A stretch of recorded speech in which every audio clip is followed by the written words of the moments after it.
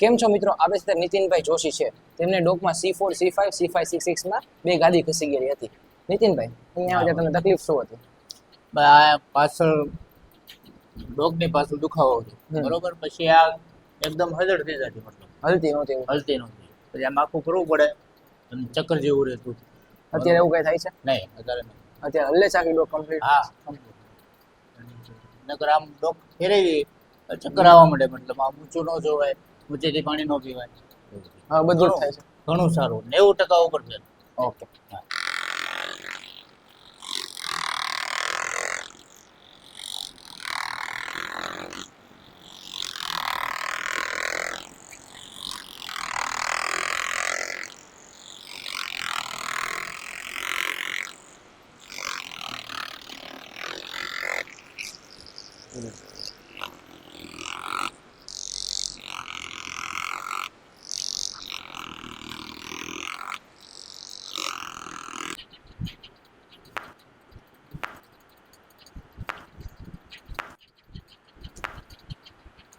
ઢીલું.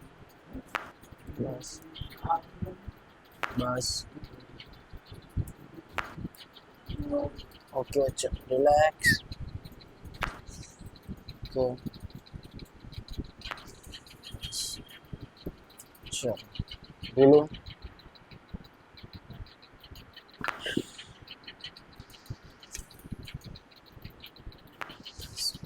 ઢીલું મૂકી દો.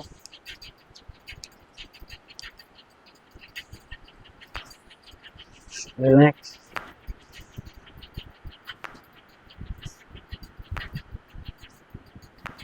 બસ ચાલો ઢીલું. હા, બસ ઢીલું.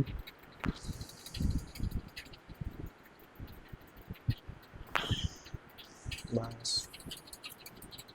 ઉપર આવો, થોડા ઉપર આવી જાઓ. બસ ધીમું.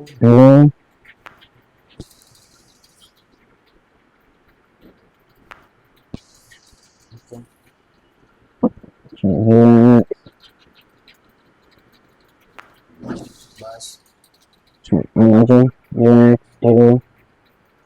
બસ રિલેક્સ. બોડી સાવ ફ્રી. ઊંડો શ્વાસ લેવાનો છે, છોડી દો.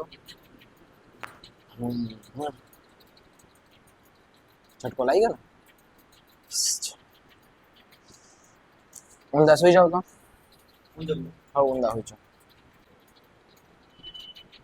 બસ બસ.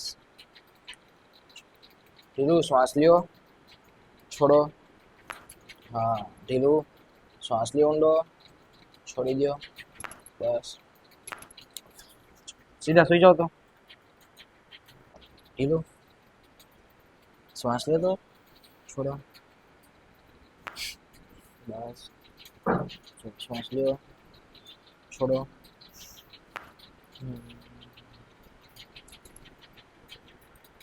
મોઢું ખોલો તો. બસ ખોલો મોઢું. બસ હાથ ઉપર કરો.